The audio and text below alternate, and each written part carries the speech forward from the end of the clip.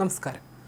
US president Donald ട്രംപിന്റെ തീരുവ ഭ്രാന്ത് സിനിമകൾക്ക് മേലും അമേരിക്കയ്ക്ക് പുറത്ത് നിർമ്മിക്കപ്പെടുന്ന എല്ലാ സിനിമകൾക്കും 100% തീരുവ ചുമത്തുമെന്നാണ് ട്രംപിന്റെ പ്രഖ്യാപനം. അമേരിക്കൻ സിനിമാ വ്യവസായത്തിന്റെ നേട്ടങ്ങൾ വിദേശ കമ്പനികൾ മോഷ്ടിക്കുകയാണെന്ന് ആരോപിച്ചാണ് ട്രംപിന്റെ ഈ നീക്കം. അമേരിക്കൻ സിനിമാ വ്യവസായത്തെ സംരക്ഷിക്കുക എന്ന ലക്ഷ്യത്തോടെയാണ് തന്റെ തീരുമാനമെന്നും അദ്ദേഹം പറഞ്ഞു. തിങ്കളാഴ്ച ട്രൂത്ത് സോഷ്യൽ പോസ്റ്റിലൂടെയാണ് വിദേശ സിനിമകൾക്ക് 100% തീരുവ ചുമത്തുമെന്ന് അദ്ദേഹം പ്രഖ്യാപിച്ചത്. US പുറത്ത് നിർമ്മിക്കുന്ന എല്ലാ സിനിമകൾക്കും 100% താരിഫ് ഏർപ്പെടുത്തുമെന്നാണ് ട്രൂത്ത് സോഷ്യലിലെ പ്രഖ്യാപനം. എപ്പോൾ അല്ലെങ്കിൽ എങ്ങനെ താരിഫ് നടപ്പിലാക്കുമെന്ന് ട്രംപ് വ്യക്തമാക്കിയിട്ടില്ല.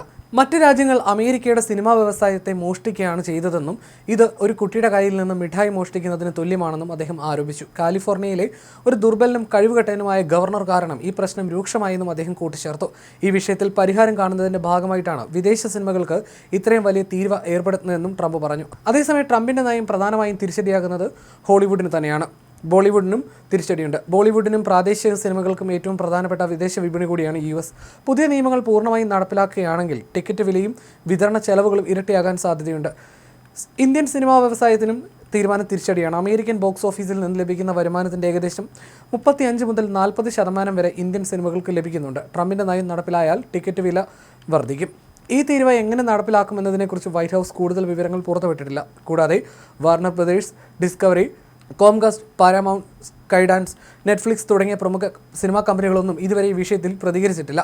മെയ് മാസത്തിൽ വിദേശ സിനിമകൾക്ക് 100% തീരുവ ചുമത്തുമെന്ന് ട്രംപ് ആദ്യം ഭീഷണിപ്പെടുത്തിയിരുന്നു.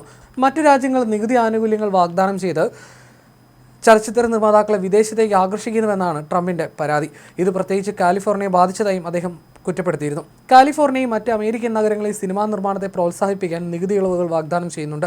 അതേസമയം ട്രംപിന്റെ പ്രഖ്യാപനം ഹോളിവുഡ് സിനിമാ ലോകത്ത് ഞെട്ടലുളവാക്കിയിട്ടുണ്ട്. ഇത്തരമൊരു താരിഫ് നടപ്പിലാക്കുന്നത് വിദേശ നിർമ്മാണങ്ങൾക്ക് വിഘാതമാകുമെന്നും അത് സിനിമാ വ്യവസായത്തിൽ വലിയ പ്രതിസന്ധി സൃഷ്ടിക്കുമെന്നും ചിലർ അഭിപ്രായപ്പെടുന്നു. വിദേശ സിനിമകൾ നിർമ്മിക്കുന്നത് ചെലവ് കുറഞ്ഞതാണെന്നും അതുപോലെ വിദേശ നിർമ്മാണത്തിനുള്ള നികുതി ഇളവുകളും താരിഫിന് കാരണമാണെന്നാണ് ട്രംപിന്റെ വാദം.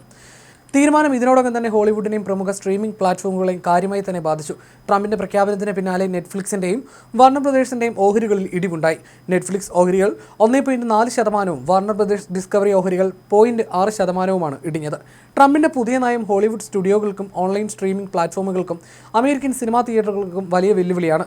100% തീരുവ പ്രാബല്യത്തിൽ വരുന്നതോടെ അമേരിക്കൻ തിയേറ്ററുകളിൽ പ്രദർശിപ്പിക്കുന്ന വിദേശ സിനിമകളുടെ ടിക്കറ്റ് വർദ്ധിക്കും. ഇത് ലോകമെമ്പാടുമുള്ള സിനിമാ വിതരണ ശൃംഖലകളെ കാര്യമായി ബാധിക്കും.